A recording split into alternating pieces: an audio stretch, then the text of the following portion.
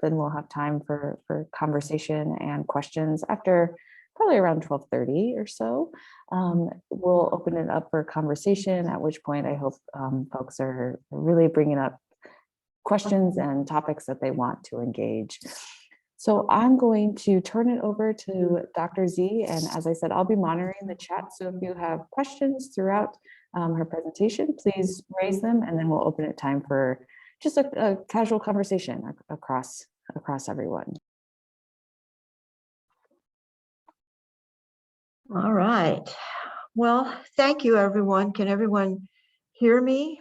So what we're going to talk about today is inclusivity in the lives of SCC students, staff, faculty, and people within our community, and specifically about the lesbian, gay, bisexual, transgendered, queer culture. So that's kind of what we'll be talking about. Okay, so if we could have the next slide, Courtney. All right, so what I wanted to start out with is a couple of symbols of acceptance, caring, and freedom. Over on the left, you have the gay and lesbian flag, or what we call the pride flag. And then over on the right, we've got the flag for transgendered people. And we can go to the next slide. So what I wanted to do is I wanted to talk about what each of these terms mean. When we talk about LGBTQ, what does that mean? Because it's kind of confusing to some people. So the word lesbian basically means women who are attracted to other women. The word lesbian is in reference to a Greek island called Lesbos, where this ancient poet Sappho was born.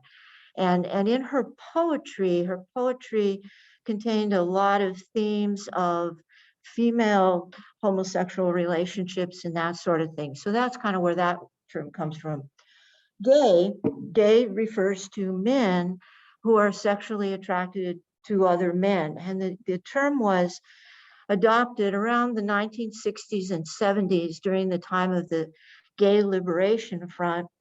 Originally, that term gay was very derogatory, but as with some terms that have been used to label minority groups, sometimes those various minority groups take that term and make it into something positive and self-affirming. People who are bisexual, it doesn't really matter to them if someone is male or female. They're attracted to, just people in general. So that the sex of the person doesn't matter. And then transgendered people are people whose sense of personal identity and gender doesn't correspond with their birth sex. And we're going to be doing a little visualization in a few minutes about an experience like this. Queer is a term that was also originally used in a very derogatory way, but many people have embraced this term to kind of signify that they're not heterosexual, they're not cisgender. We'll talk about that in a moment, but they're just kind of who they are. Cisgender person is a person whose personal identity and gender corresponds with their birth sex. And this comes from the Latin prefix cis, meaning on the side of, so meaning kind of, in line with. Go ahead and do the next slide. There we go. And I need to try to move this a little bit because it's kind of in my way. There we go. All right, now we're going to talk a little bit about some commonly used terms. So when we talk about biological sex, we just finished a chapter in my brain and behavior class on all of this stuff. We're talking about, does the person have female genitalia, male genitalia, or an intersex condition where they have like a little bit of both? Gender identity means an individual's sense of who I am. I'm female, I'm male, I'm a little bit of both. Sex chromosomes found on the 23rd pair. So females have XX, males XY. And then there are some people who have kind of unusual combinations, like they might have XO or they might have XXY. Sexual identity is the person's sense of having a particular gender. So for some of you on your little name placement in Zoom, you'll have things like my pronouns are she, her, hers, or he, him, his, or they, them, theirs. That's what we're talking about, your particular gender. Sexual orientation means who do I like? Who am I sexually attracted to? Who do I want to date? That sort of thing. And then transgender is a person who on the outside, they may look one sex, but on the inside, they feel the opposite sex. And the next slide, please. I've provided all of you with some resources and later on some references. There is an excellent video on Films on Demand in our library databases called Me, My, Sex, and I. It's a video that I use in a lot of my classes. There's information on disorders of sexual development. So sometimes we can get a person who it looks female on the outside, but they actually have XY chromosomes. Information about ambiguous genitalia. So sometimes babies are born and they look at the genitals of the baby and they're like, well, we're not sure if this is a boy or a girl. So why I tell you folks this is because lots of things are on a continuum. I mean, certainly these things that we're going to talk about today, it's not just this or that.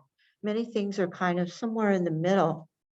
And then an important site, talking to your child about what it means to identify as lesbian, gay, bisexual, or transgender. So if we have a child who is asking questions about that, or maybe we have a little child who says, I know I'm a boy on the outside, but I feel like a girl on the inside. We've got some information from the Children's Hospital in Los Angeles to kind of help with that.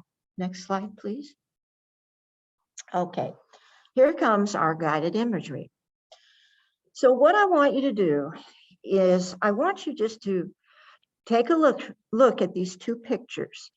And then I would like you to think about if you are a person who would typically buy undergarments that are kind of like those beige undergarments on the right side of your screen. I want you to begin, we're going to begin to imagine what it would be like to go across the street to Kohl's in the department that sells that white undergarment. And if you are a person who typically would go into the store and buy the white undergarment on the left, I want you to imagine what it would feel like to go into the store and you're in the department that sells the beige undergarment on the right.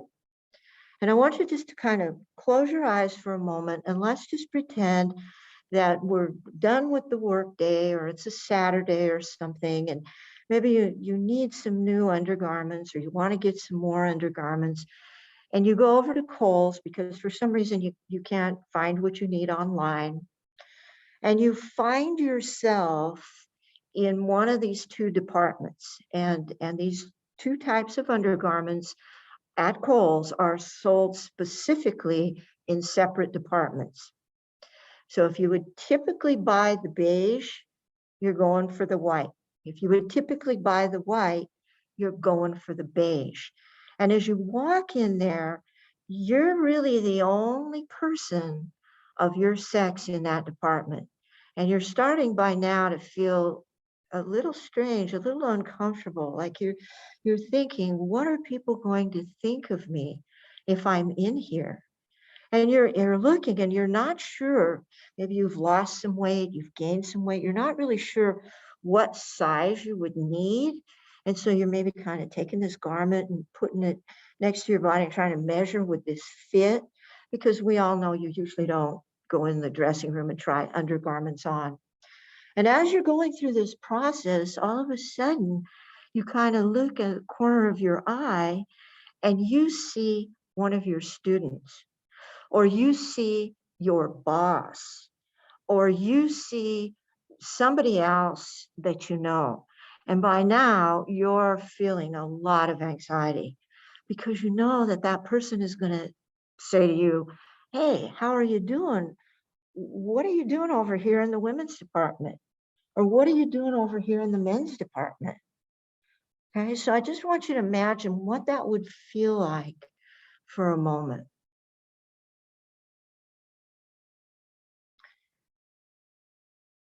And now you can open your eyes. This is kind of what a transgendered person feels. And this starts at a very young age. So, you know, many times little kids, even 2 years of age, they will want to have things that are associated with the other sex. They'll want to wear clothing that's associated with the other sex, toys that are associated with the other sex. And it becomes a great anxiety provoking situation for a lot of people. Go ahead. Here's something else that I'd like you to do in the privacy of your own home. Back many years ago, there was a biologist by the name of Alfred Kinsey. And in the field of psychology, we have a lot of contributions from people who were biologists, because the really great thing about biologists is that they have to be excellent observers of behavior. So Kinsey was studying gall wasps. Now with gall wasps, we can't just go up to the wasps and ask them, okay, so what's going on with you here? So he decided to kind of move in the direction of studying human sexuality. And in 1947, when people didn't talk about sex and gay and straight and all these things, he founded, of all places, the University of Indiana, the Institute for Sex Research. And he developed this scale. It's called the Kinsey Scale, and it's just a very easy 7-question test that you can take. And it goes all the way from 0, meaning that a person is totally heterosexual. They are totally attracted to people of the opposite sex, to 6, a person who is totally homosexual. They are totally attracted to people of their own sex. And I would just encourage all of you to go, when you have some time, go in and take this little test and just sort of see where you fall on that scale. Next slide, please. All right, let's talk a little bit about lesbian and gay historical milestones in the United States. So in 1973, the American Psychiatric Association issues this resolution. And in their book, we call it the Diagnostic and Statistical Manual of Mental Disorders, this group of psychiatrists decided to take out homosexuality as a mental illness or sickness. Prior to that, if maybe your family or your spouse or somebody found out that you were homosexual, I mean, you could be sent to a mental institution for being homosexual. In 2011, the military finally accepts United States military service of lesbian and gay people. Now, prior to that, there were gay and lesbian people in the military, but you know, if they found out you were gay or lesbian, you would be given a dishonorable discharge. And then in 2015, Marriage Equality Act passes. And I just put this little side note on here because I don't know if some of you know this or not. But in the United States, it wasn't until 1967 that Black and white people, heterosexual people, were legally allowed to marry in the United States. So, I mean, it's taken a long time for people to move along. Next slide, please. Let's talk a little bit about developmental psychology.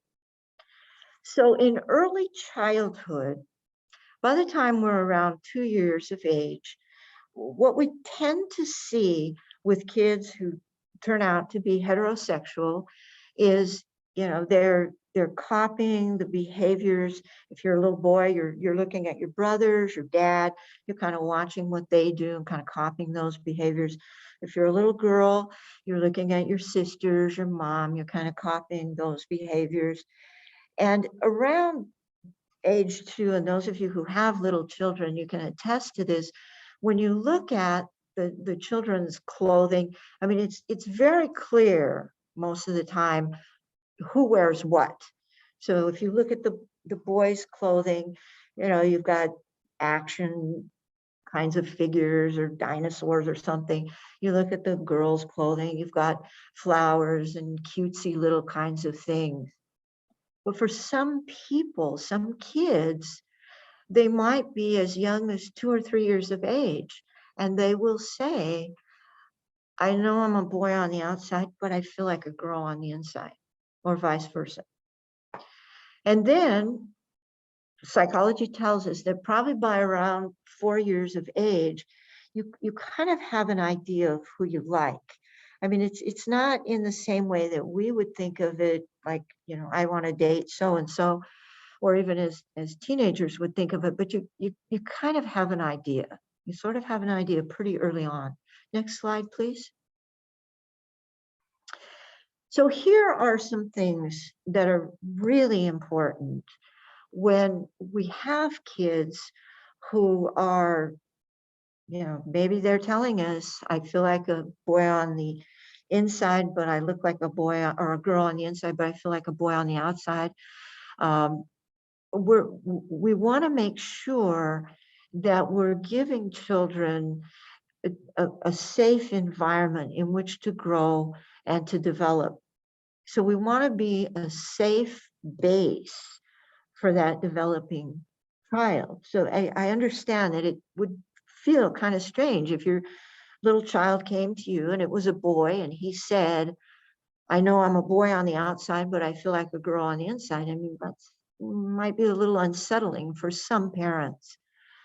Children are going to look to caregivers for functional ways in which to interact with the world. So what am I going to do? Who are going to be my friends? How am I going to dress? What am I going to like? We're going to be looking to those adults to help us to sort of navigate that. When we don't look after the needs of children, or particularly children who might be emerging as transgender, gay, lesbian, that sort of thing, then really that becomes neglectful. So neglect is really the most common type of child abuse. So as adults, what we can do, like many of you are doing here today, we're here to educate ourselves. We're here to learn a little bit about this, so that we're not neglectful in whatever it is we're doing with our children. And we're taking information and we're reading information that's based in science, not in opinion. Emotional abuse is perpetrated by isolating me from others like me. So if a parent says, well, that may be true, but we're going to keep you away from other gay kids, or we're going to keep you away from other transgendered people, or we're going to keep you away from this or that, then that isolation does not allow me to have what I need to grow and flourish and develop. Then sometimes with neglect and things like that, now we have an adolescent who may not have opportunities to express who he or she is, or how they're developing or how they're growing, that sort of thing. And what we find a lot of times, and we'll have more information about this, is that these individuals end up in really dysfunctional adult relationships. I mean, what's really kind of sad for a lot of gay and lesbian and transgendered kids and adolescents, is that adolescence is sort of the time of trying on different hats, so to speak.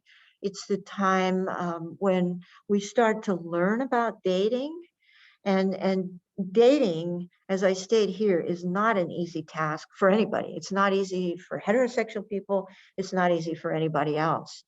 But if you never have that opportunity to date, because if you're a lesbian and you don't know any other lesbians whom you could ask out on a date, that's going to be a big problem for you. And then what we start to see in adulthood in relationships is we start to see people who might be really, really clingy. And so they stay in a bad relationship because they're afraid of being abandoned. They might stay in an abusive relationship. They might be really controlling and try to change their partner. Here's another article that came out that I gave you the website too. I think that might be a helpful thing to take a look at. Next page, please. Another big concern that we have are these risk factors for suicide among LGBTQ youth. Okay, so these are some of the things when adults have low self-esteem, when they feel really socially isolated, like I am the only person in the world who feels like this. I'm the only girl on earth who likes other girls, or I'm the only boy on earth who likes other boys. They may start to sink into depression. The negative social attitudes. Right now, a lot of this is happening in our society. Some of the states are saying can't talk about being gay or anything like that in school. That negativity that wears on a person. And if that's not all bad enough, rejection by your family. So that's why I put that little bomb there. Negative family interactions. We don't love you. We don't want you. Get out of here. You're not our son. You're not our daughter. Horrible things that are said to kids. The biggest red flag for suicide is hopelessness. It's even a greater predictor of suicide than is depression. And so what we can do as educators and people in our communities is we can help to create hope for people. And that's why I put this seagull here in this picture. Seagull is a symbol of hope. Next slide, please. Some more developmental information. Okay. A 2020 national LGBTQ survey demonstrated that 69% of youth experienced verbal harassment at school, name calling, just hate directed at them, bombarding them on social media, those kinds of things.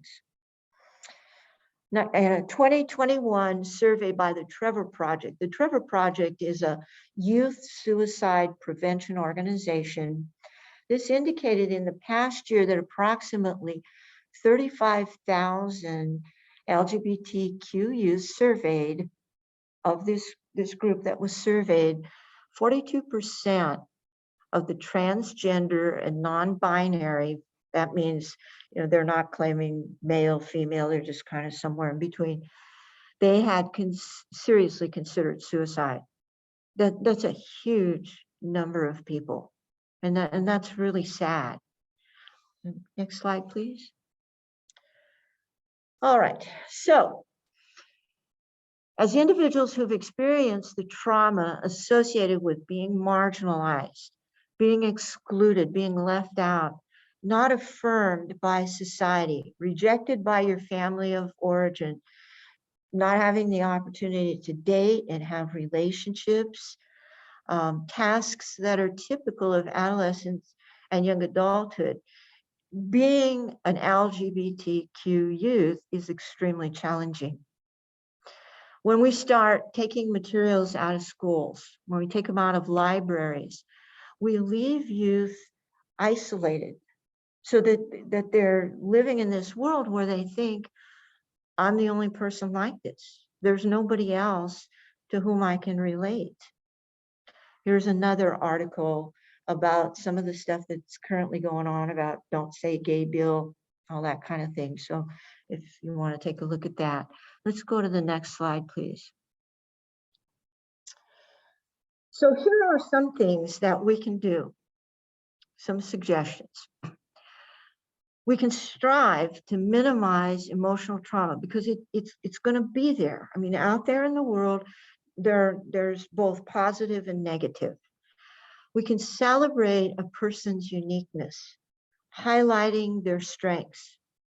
Allow them to have items that are meaningful to them. If you ever want an example of this, email me and come on down to VO3 and I'll show you what I got. We can provide clubs and organizations for students like the Gay Straight Alliance.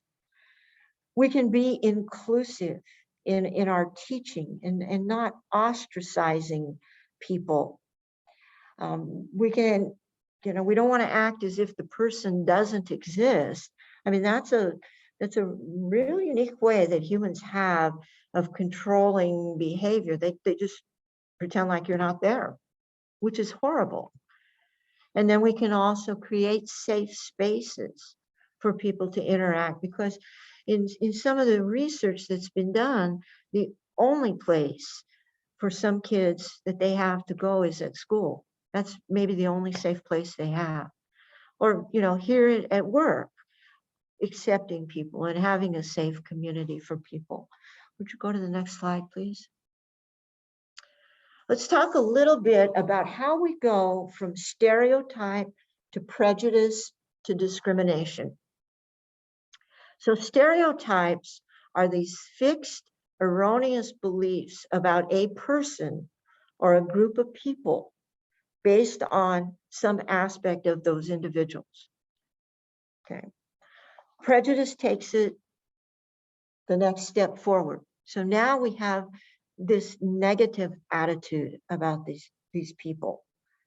And then discrimination is that overt, unfair mistreatment of that person or that group of people. So we want to look at strategies to stop these kinds of attitudes in their tracks. And we can stop them at any level, really. But one of the things we want to do is we want to get to know someone on a personal level from this targeted group. And so this was kind of one of my reasons when I told Courtney that I would do this. Some of you know me, some of you don't know me. But anyway, I want to at least be a person. If you have questions, you can come to me. I have been a gay person my entire life. So I'm like 6 on the Kinsey Scale, and that's kind of unusual, but I want you to be able to come if you have questions or however I can be of help. I think that's an important thing to do. Next slide, please. And I'm getting done here, so we're almost ready for your questions. All right, so I'm going to ask you to develop empathy. We want to have empathy. We want to have inclusiveness. How can I help to raise this individual's self-esteem? How can we help to minimize their social isolation? How can we include them? What might we do to help mitigate depression? What kind of behaviors can we do? What can we do to help with that? And then particularly, this is my call to all the heterosexual people out in this audience. What can you do? And many of you are doing many things to offset some of these negative social attitudes, because oftentimes other heterosexual people that might have negative social attitudes, they're going to listen to you. They're going to listen to somebody more similar to them. And if you can do things and you can model behaviors, that's going to be of great help. Next slide. Moving toward the end of this presentation, some of you may know what this means, coming out, some of you may not. Well, coming out means disclosure, letting people know who you are, okay? Since people who've been were born 1997 on, so we're talking about Generation Z, those individuals were born into a society in the United States where there was a little bit more openness about being LGBTQ. People that were born before that, it was much more closed. And so this whole idea of disclosing to people was a really big thing. I mean, that still can be a big thing today, but it was even more so probably in the past. Next slide, please. So what this means is it's important to develop a positive sense of who I am by letting people know who I am. Reactions of other people can have significant impact on the well-being of that person. So some people might say, wow, I didn't even know that about you, or, oh, you're such a great person. I can't believe you're one of those people. I mean, it's just going to depend on what people are going to say. And then the LGBTQ person's perception of the person to whom they disclosed, how that came across to them. Were they accepted? Were they rejected? That is really important. And it's important for kids with parents. I mean, if parents go, okay, you know, I don't really know anything about this, but you're my child, I love you, together we're going to find out information, that's one thing. But if they say, that is the most horrible thing you've ever told me, and I never want to see you again, that's another story. The big thing with all of this is that if we keep things hidden, then we start to develop this sense of shame. Shame is an awful, awful kind of feeling, a feeling of humiliation and distress. And the message is, something is innately wrong with me. Something's wrong with me. So we want to minimize those opportunities for shame. Can we go to the next slide, please? Concealment of our identity takes a toll on our cognitive resources. So obviously if we're a college student or even a high school student and we're focused on that, and we're worried about that, and that's running around in our head, that's going to take away from our ability to think creatively, to think critically, to be able to study, to do all those kinds of things. It interferes with the formation of our close relationships. So we know, this comes out of our interpersonal textbook, but we know that there's a positive correlation between disclosure and trust. The more that we disclose, the more that the trust goes up. And if we can't disclose things about ourselves, who we are, that's going to damage that relationship. And then concealment of who we are has been linked to a decreased psychological and physical wellness. Next slide, please. So it's one of the most stressful things that LGBT people can experience. It's not, we do this and then it's over. It's like throughout your life, you're constantly doing it. For some people, it might not be possible in all facets of that person's life. So maybe, you know, at work, they would be fired if somebody knew they were gay.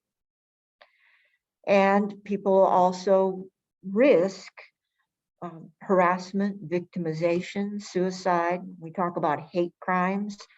It's a big problem. Next one. Next slide, please. Thank you. All right. For children and adolescents, parental rejection may result in a diminished sense of well-being for that child. You know, because when we're kids, we have to rely on our parents to take care of us and feed us and give us shelter. You may not feel safe. You know, and again, some people have this idea of acceptance, and it's contingent upon required behaviors. Well, I'll accept you, but you keep that to yourself. Next slide, please. And then here are some of the references that I used to make this PowerPoint, if any of you want to look those up. And I got all of those off of EBSCO. And then the last slide. And that's Liliana. just say thanks, all, thanks. That's all, folks. Thanks for participating. Thanks, Courtney, for being our technical person. That's of course. So What we are going to do is open it up for conversation, and you can use the chat box function if you want. But something that I learned the other day that I thought was really neat was that you can also annotate the PowerPoint itself. So if you hover over the top of the shared screen, you'll see view options, and you can click that, and then you can annotate, and you can click text, and you can actually add something. So if you want, on the screen, you could add a question, or you could add a topic for discussion, or you could add ideas for inclusivity, or share an experience. That's another way to engage in the conversation if you want. So these are various options that we can use in order to have a conversation. And if you want to add any ideas on that, please do so. We had a few items come up in the chat, a question, a discussion, a conversation about culture and biology regarding masculinity and femininity, and from Lindy. So Lindy, if you wanted to unmute and talk about what you were thinking about. Yeah, this was it was toward the very beginning about the language that we use when we're talking about things like sexual orientation, gender identity. Something that we do really clearly in sociology is distinguish between sex category and gender identity, and be really clear with the language we use. So when we talk about sex category, that's when we're talking about male, female, and then the intersex conditions that Catherine had mentioned.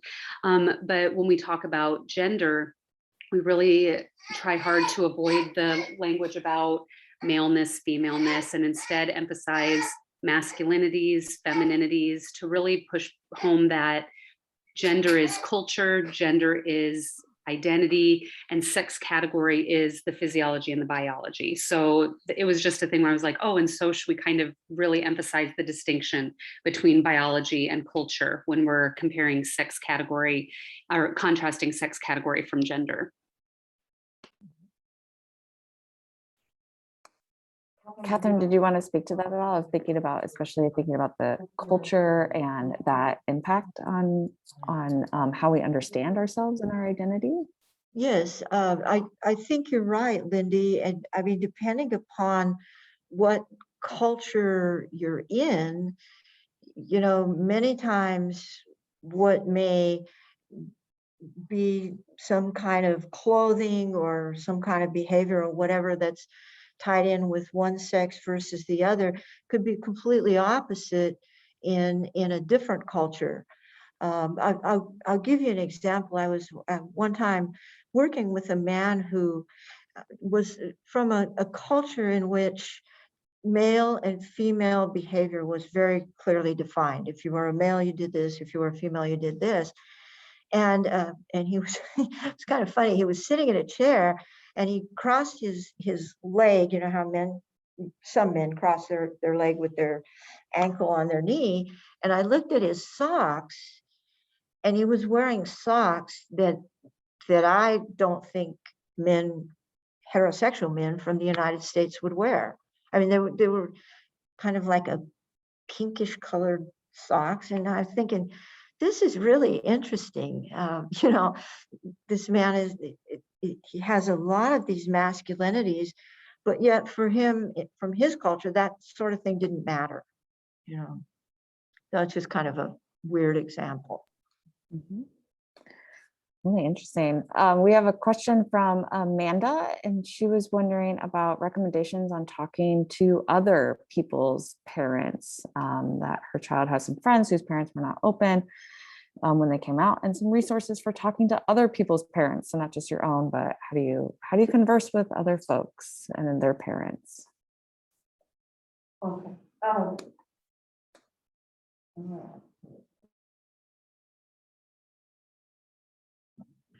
So let me see if I understand you. clearly, Amanda, are you saying you would want to talk to someone else's parents, or there is an LGBTQ person who would want to talk to someone else's parents?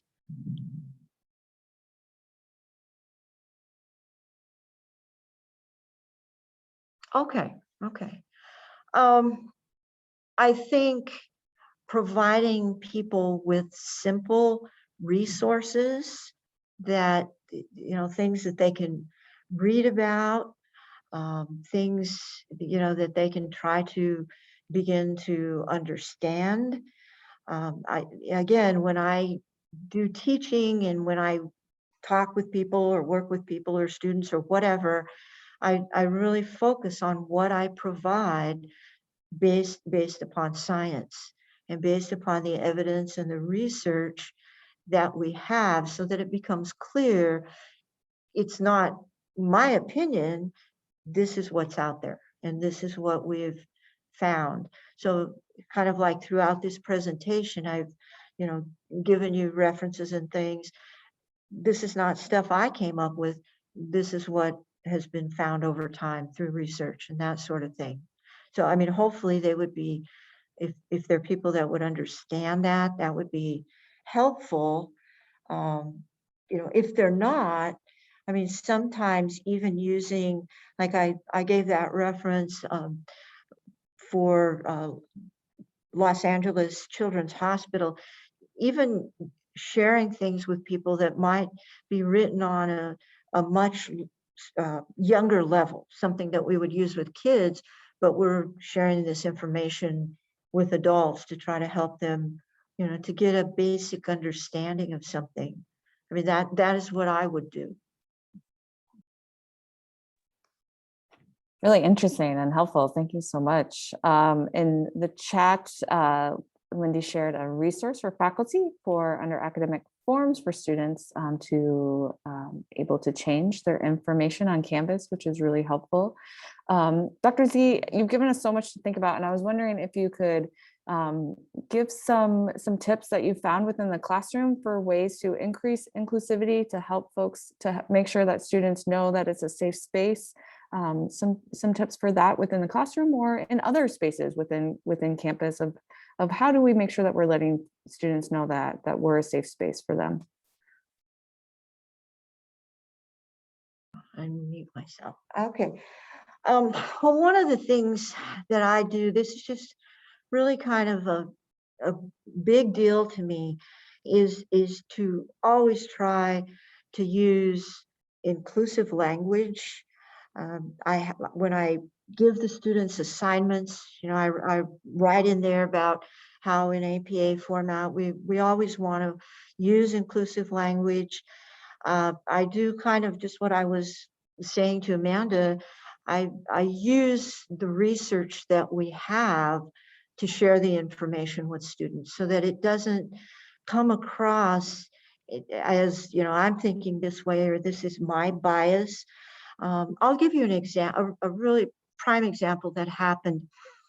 I had a developmental psych class a couple of years ago, and I had a student in there who really kind of got off on this tangent about how parents are wanting their children to be transgendered. And so rather than getting in a debate about this, I said, look, we're not right now, we're not at this particular topic, but I said, I think I have a video that I really want to show you. And I think it's going to really address some of the issues and the questions that have been raised. And so we took time out to watch that video, Me, My, Sex, and I, and it's about a 50-minute video. And we sat there and, and this student was in the class and the student watched it as well. I mean, sometimes there's this old saying, a picture is worth 1,000 words. And sometimes just having something like that people can see, it just goes a long way. So that's something that I do many times in the examples that I present or the questions that I give students to answer, I have questions in there. Like if I'm talking about families, I've got heterosexual families, I've got families where kids have two moms, I got families where kids have two dads. I just try to weave that into the course so that it just becomes something about what we do rather than, okay, today we're going to talk about transgender people. It's just like, this is just part of what we're talking about in here. That for me, that has worked pretty well. You know, sometimes if I have something that I know is going to be a little bit controversial, then many times this is going to sound funny to those of you who know me and know me, that I'm a big animal person, but I will use kind of like, you know, a metaphor of dogs versus cats, or I'll talk about something like that. Or in my brain and behavior class, when we were talking about intersex conditions, and I was telling the students about a litter of puppies that had been born, and a couple of the puppies, they could have been either female or male. And what happened is when the veterinarian went in to spay them, then she did a little bit of external reconstructive surgery. And so that's how we started to talk about that chapter. And then we kind of moved into intersex conditions in people. So, I mean, just trying to present things in a positive way, in a way that suggests this is part of life. This is out there. This is what's going on. Really interesting. If folks have any questions or thoughts or ways that they've built inclusivity, ideas for inclusivity in our campus spaces, please feel free to unmute yourself or raise your hand or add it in the chat. Dr. Z, I'm really thinking about this process of unlearning and then relearning and these varieties of scenarios, just really thinking about how do you help folks unravel maybe their preconceived notions and then to relearn. And it seems like you are going back to science and really finding science to be a helpful language to turn to in that process of unlearning. Can you say a bit more about that, of really thinking about what are avenues within science and data that you feel like are accessible? Because that's one struggle that sometimes folks have, is that they feel like they're beginning to talk in a completely different language than a community member. What are those accessible data points and that you are your go-to for this process of unlearning and relearning?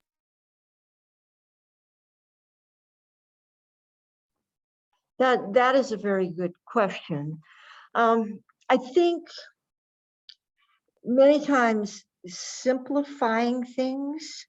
So, and I don't say that to be condescending to anyone, but I mean, obviously not everybody is walking around, you know, with a graduate degree. Just in a simple way, helping people to understand. So sometimes for instance, when we talk about some of these conditions, I may just say to someone, now, you know that like females have XX chromosomes and males have XY, right? And if they say to me, I'm not sure, tell me more, then I have to go back even further. You know, the other thing that I do is I try to, when I talk about things like LGBTQ kinds of issues, I also talk kind of about issues of racism, of sexism, of classism, of all the isms. And I talk about the isms in my class and how, you know, isms many times are not real helpful things to have. People probably understand that maybe a little bit more. Sometimes racism or classism, they might understand that a little bit more than they might understand this biology piece of things. Like I did with you with the two undergarments. I mean, trying to do something on a real basic level to help people to understand what that would feel like. And I'm not kidding you. Next time you're in Kohl's, if you wear the garment that was beige, I want you to go over in the area where the white garment was. If you wear the white garment, I want you to go over in the beige garment area. I want you just to feel what that feels like inside, and how, you know, people are kind of looking at you like, what the heck are you doing here? So to try to get people to actually experience that, to sort of feel that. Many times in classes, a lot of my classes, I tend to have more female students than male students. But I will sometimes, if I have more of an even number of each, try to have students work in groups where we're thinking outside the box. So if you were the mom, I might ask the male students, what would you do here? How would you think about this? And I might ask the female students, if you were the dad, or if you were the male or whatever, what would you do here? How would you think about this? Sometimes when we talk about things like, well, here's an interesting one. When we talk about what in the world, out in the wild world, you know, what do animals, what are the males looking for in females, and what are the females looking for in males? And I mean, that could be very controversial to some students, you know, even when you start talking about evolutionary biology and things like that. I mean, some students are like, woo. But it's kind of like, well, what is the purpose of this? So let's think about this. And I might ask the male students, what do you think women find attractive in men? Heterosexual women, what do they find attractive in men? And I might ask the female students, what do you think heterosexual men might find attractive in women? And sometimes they'll come up with some of these stereotypes or these words that I wouldn't want them to use. And I'll say, okay, let's think about that. Like they sometimes students will want to use this word chick, and it has nothing to do with chickens or eggs or whatever. And that word, I just don't like that word. And so then I'll start cackling, and then I'll say, now, what would we call a young woman? What would we call that? You know, versus using that. So, I mean, just trying to take every one of those little steps, just to be aware and to, you know, try to be inclusive as much as possible. Thank you. We have a question in the chat from Christina, if you see that, thinking about scientific resources when we're talking about transgender. So there are a lot of resources. A lot of the information that I get off of EBSCO, out of scholarly peer-reviewed journals. There are a lot of resources you could get off of Google Scholar. Some of, you know, like the one that I gave you with the Children's Hospital in Los Angeles. I mean, if you start to just sort of search some of these broad topics, you may find quite a bit of information. Some of it is just, it's sort of like looking for that perfect pair of sneakers. You might have to look a bit until you find something. And sometimes you yourself may have to read things and sort of paraphrase it for the person to whom it's being given, because sometimes it's, you know, might be a little difficult for someone to read. But those are some good kind of resources that I always fall back on. Mm-hmm. Great. We are getting close to the 1 o'clock hours, and I want to thank everyone so much for coming and joining us. And I sincerely want to thank Dr. Z for sharing your time and your energy and your resources with us. As a concluding question, is there anything that we didn't talk about today that you want to make sure that people are left with, that they're left thinking about? Well, I think, you know, that all of you who have taken your time to be here, I mean, that says to me that you care